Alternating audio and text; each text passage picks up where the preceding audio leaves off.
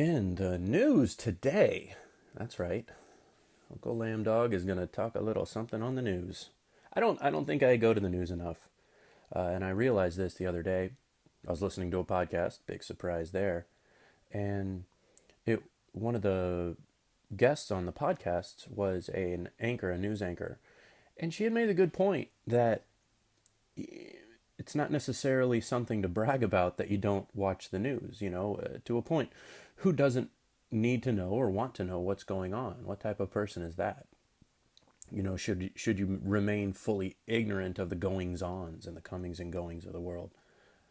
There's a fine line, of course. You can worry too much about things beyond your control, but I think by and large, there may be a point of responsibility to be aware of what's going on. In my case, this week sort of hit close to home with Scotland posting their vote to decide whether or not they would pursue independence from England and leave the United Kingdom.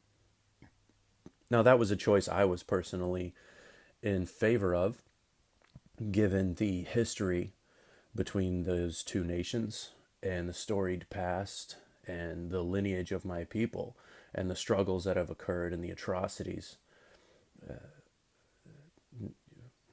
It seems that, not that Ireland hasn't had its atrocities, my gosh, they sure have too, in more recent history, but all of those nations surrounding England just have gotten the worst of abuse from that central land, whose only advantage London and central England and places like that just had a better location on the map, a more favorable port of call.